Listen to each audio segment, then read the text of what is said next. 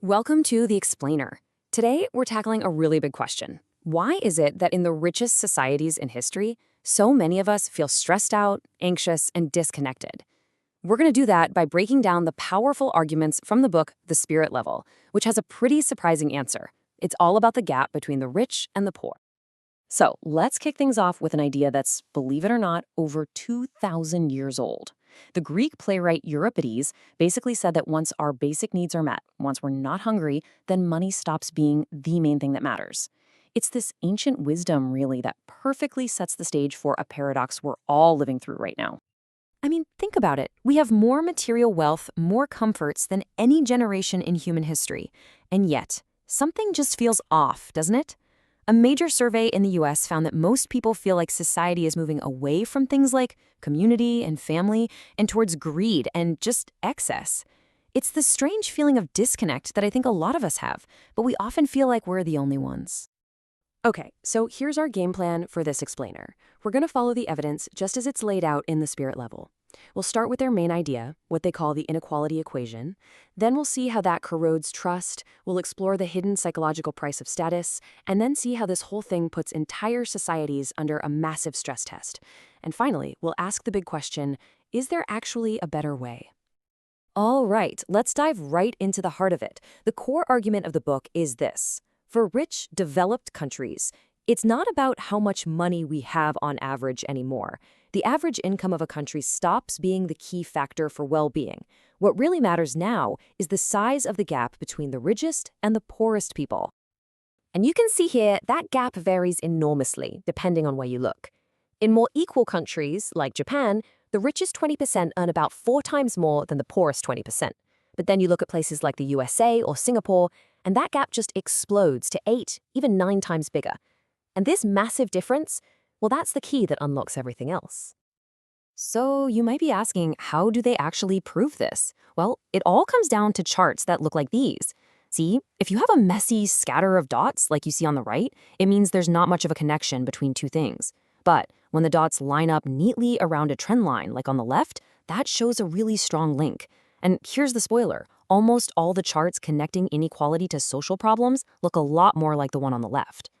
Okay, so where does this damage actually start? The book argues that the first thing to go when the income gap gets wide, it's not our bank accounts, it's our relationships with each other. It's the trust that holds society together.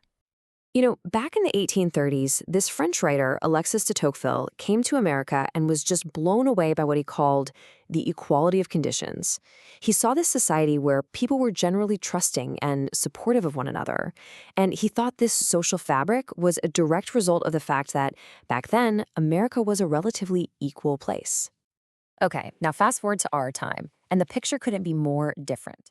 As that income gap in the US got wider and wider, trust just fell off a cliff. And what's really telling is that statistical tests show inequality is the prime mover here. It has a bigger impact on trust than things like unemployment or how fast the economy is growing. To put it simply, when the gap gets bigger, we stop seeing each other as neighbors and start seeing each other as rivals. And this is crucial. Inequality doesn't just mess with how we see other people, it gets under our skin. It actually gets into our heads and changes how we feel about ourselves, ramping up all these anxieties about our own self-worth. At the core of this is a concept that researchers call social evaluative threat. Now, it sounds complicated, but it's really just that constant stress we feel when we worry about what other people think of us, about how they're judging us. As we've moved away from small, settled communities and into this anonymous mass society, this fear of being judged has become a major source of chronic stress. That feeling of being looked down on, that feeling of being seen as less than someone else. It is one of the most powerful stressors a human can experience. And this isn't just some human thing, either. We can see its biological roots super clearly in our primate cousins. I mean, check this out. There was this fascinating experiment with macaque monkeys. When they were put into a social hierarchy, the monkeys who ended up at the bottom had actual chemical changes in their brains from the stress. And when they were given access to cocaine, they took way more of it than the dominant monkeys. They were literally self-medicating to cope with the stress of being at the bottom. And here's the wild part. That exact same behavior scales up perfectly to human society. The link is so strong and so clear. Countries with bigger income gaps, and therefore more of this status anxiety, also have higher rates of illegal drug use. It's the exact same pattern, an attempt to numb the pain of being constantly judged and ranked on this steep social ladder. Okay, so let's zoom out a bit. This kind of psychological pressure, it doesn't just stay with individuals. It starts to create these deep fractures across the whole of society, affecting pretty much everything, from how our kids learn to how we treat each other when things go wrong. Take education, for example. If you look within the US, the states with higher income inequality almost always have lower average math and literacy scores. And the key takeaway here is that this isn't just about kids from poor families. High inequality seems to pull down the educational performance of the whole population. But now, get ready for a really interesting twist. In those same unequal countries where kids are scoring lower, their career aspirations are actually higher. The authors think this is because they're bombarded with these unrealistic, celebrity-obsessed ideas of fame and fortune, which makes normal, skilled work seem less appealing. So what happens when you've got these sky-high aspirations, but on average, lower achievement? Well, you create this huge, heartbreaking gap between dreams and reality. One teacher in an inner-city school called this the corrosive effect of inequality, where kids are set up for this inevitable disappointment when they realize the dreams they've been sold just aren't within reach. And that frustration, it has to go somewhere. Often, it boils over into aggression.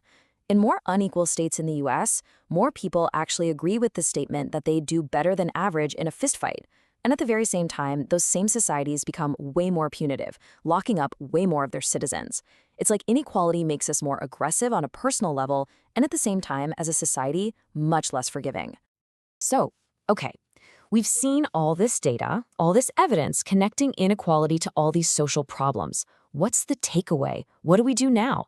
Well, according to the authors, it all points to a really clear choice that we can make about the kind of future we want. Well, one of the biggest harms of inequality is the way it pours gasoline on the fire of consumerism. When status is everything, we all get trapped in this endless competition to keep up. Just look at this. People in more unequal countries work hundreds of hours more per year. That's like working 2 or 3 extra months a year. Think about that. It's like losing your entire summer, every single year, just to keep your spot on the social ladder. But the flip side of all this is actually really hopeful. Tackling that gap isn't just putting a Band-Aid on the problem, it's getting to the root of it. By reducing inequality, we can build societies that are healthier, more trusting, less violent, and even more sustainable. Because we shift the focus from keeping up with the Joneses to actually caring for our communities and our planet. And look, the authors make a really powerful point here. This isn't some far-fetched utopian dream.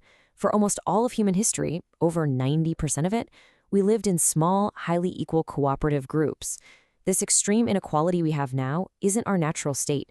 It's a very recent, and maybe even a failing experiment. Deep down, our instincts are wired for cooperation and fairness. Which brings us to one last, really powerful question to think about. We spend so much time worrying about external threats, about which country is our biggest rival. But what if the biggest threat to our health and happiness isn't another country at all? What if it's the gap we've allowed to grow between us? All the evidence we've seen from the spirit level seems to point to one conclusion. Closing that gap might just be the single most important thing we can do for our future.